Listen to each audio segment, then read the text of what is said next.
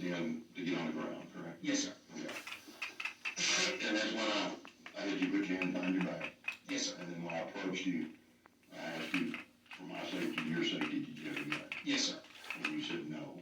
Yes, sir. And you remember what else you said? I might have mentioned the ammunition in my left pocket, sir. Yes, sir. And then what else? I'm the one you're looking for. And at that point, I told you to be quiet. And so I got you read your rights too. Oh, Is that correct? I'm not sure. But if you're saying it's correct. No, do you remember that conversation that when you said? No, sir. I said, well, hang on just a second. Yeah, you did say that. Yes, sir. I read your rights too. Yes, sir. And I read your rights to you at that point. Yes, sir. Okay. I wasn't aware he was telling me to be quiet. I thought he was just saying I need to read your rights. But I told you, you do remember me saying be quiet for a second. Yeah, hold on a second. Yeah, Something to that effect, yes. Yeah. Okay, Jared, we've talked about this, and you told me the gun, you got the gun in the pickup. Yes, sir. Okay, and, okay, I can understand that. Have you done any other thing that's been violent? Yes, sir. The mutual friend that I talked about, that I know him from, his name is Wyatt Freeman. He lives across the hall from me. I don't know his room number. It's directly across the hall, though. Maybe a month and a half into college, we had hung out almost every night, play video games. It was all fun and games, you know. I was talking to him, and then the topic of fighting was brought up. And then he said, if I got you in a chokehold, you would tap out. And I said, I'm not going to tap out. And then he got me in a chokehold. And I was knocked unconscious, and when I woke up, everyone in the room was laughing at me, and then he said that there was no way I was knocked unconscious in that short amount of time. And then I punched him in the face, and then he pushed me away and told me to get out of his room. Then I spat in his face and left his room. And then he came to my room, and had a flashlight that I dropped out of my pocket, and was holding it and said, this is your flashlight, I went to reach for it. He pulled me into the hallway and was going to beat me for it. And then I told him that I was going to let him beat me, and then whenever I'm sad that I got caught so quickly. But that's almost lessened by being caught by someone who had a sheriff on their jacket, so... But for killing him, no. Okay, so it makes you feel better that there was somebody had sheriff on their jacket that arrested you? Yes, sir. Opposed to what? A deputy or someone like that, sir. Well, I'm not the sheriff. I'm aware of that. I'm the undersheriff. The person driving me up here told me that. But still, it's... So it makes you feel better that you got caught by somebody up in rank than somebody under. Yes, sir. But my question again is, do you have any remorse? No, sir. Yes, sir.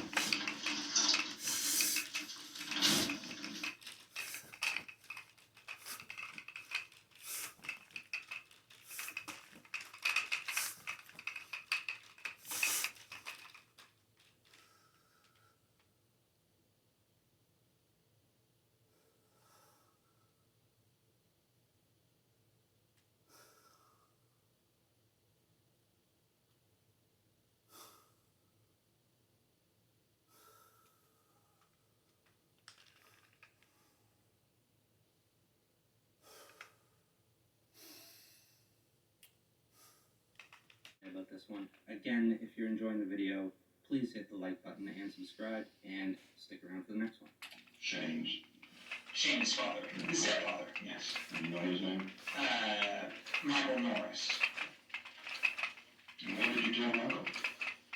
I told him about what had happened and asked for his opinion on the next course of action. You mean you saw what happened? What do you mean? The murder. I told him about. So you told Shane's father about the murder you just did? Not the specifics. The general picture, yes. You remember what you told him? Not exactly, but I mean, I didn't tell him I fired 3 shots, missed 1 shot in the head. Not all that. I just said that I got a trick. I killed the guy for it. It's in a ditch. Did you tell him how you did it? I don't remember, but I might have. This is really important. I want you to know this because you should be trying to keep him out of trouble. Yes, sir. And I didn't know more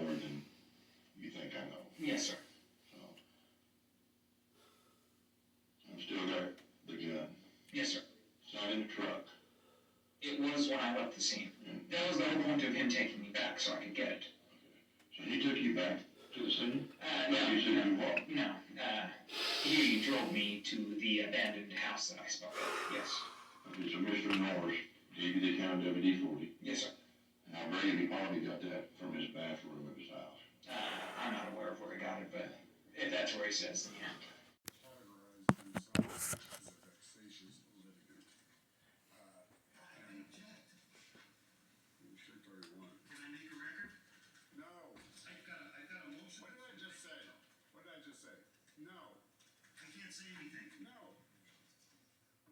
Blandino refuses to quit, to the point where others in the courtroom begin reprimanding him. Shut up. You're getting real close to getting remanded. Blandino finally gets the message and agrees to meet with the court-appointed counsel.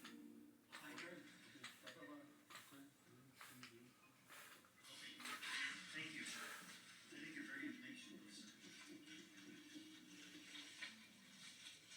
Blandino remained under house arrest for extortion and impersonating a public officer.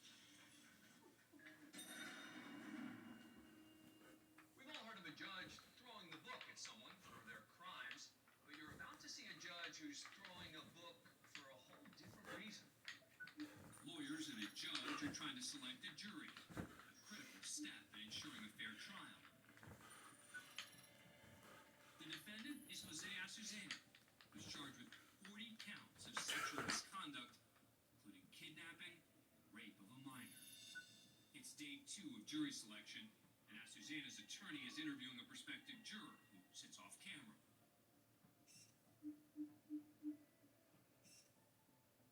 The judge listens on. So can you be fair to both sides? I think I would be biased. You're on this jury. You didn't say that yesterday. Through pre-trial, January 21 at 8:30. Haven't had no time to go through pre-trial motions. What are you talking about, man? Sensing the escalating tension, 2 court officers step in behind Shu in case things get physical. Well, the case has been pending for quite a while. Mr. White has been representing you for quite a while. So, Mr. White hasn't filed nothing. He just asked to withdraw 2 different times. You keep denying it. well, that's the way it is, sir. So we'll see you on the 21st for jury trial.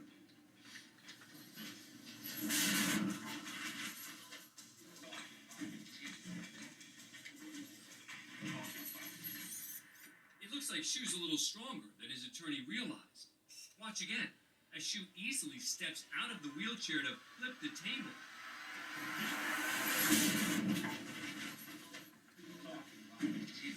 The officers force Shu back into the chair, but he's not going quietly.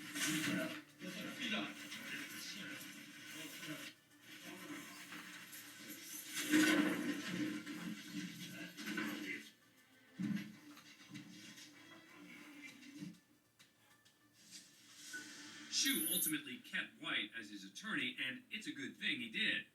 White worked a deal where Shu pled no contest to most of his charges and got a reduced sentence of 2.5 years in a county jail. Next, we're in Las Vegas, Nevada, for a bond revocation hearing for a defendant accused of violating his parole. A year earlier, 35-year-old Michael McDonald was released on bond while he awaited trial for charges including burglary, forgery, and perjury. The criminal charges stem from a long and contentious divorce and custody case that ended with his ex-wife being granted a no-contact order to keep McDonald away from her and their 2 children. Now, as he awaits trial on criminal charges, the state argues he violated his parole when he violated that no-contact order.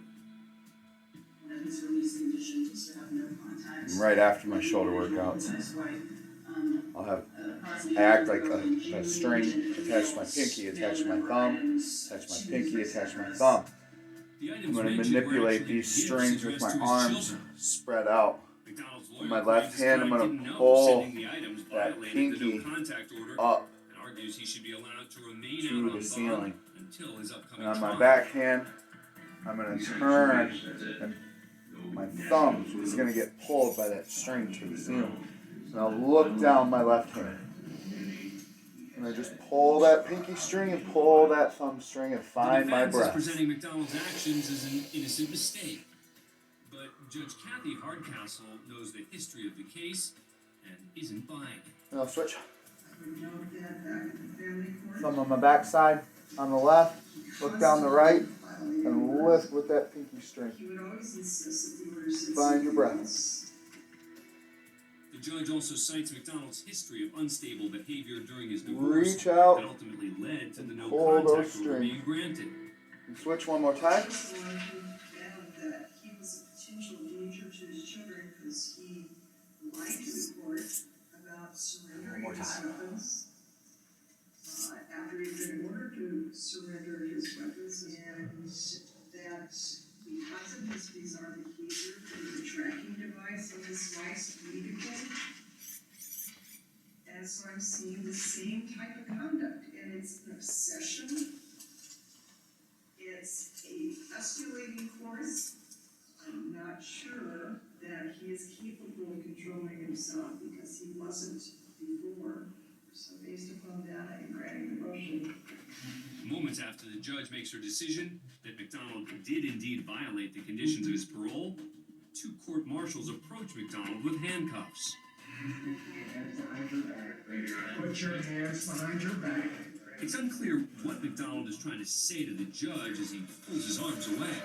What is clear is that McDonald is not ready to cooperate.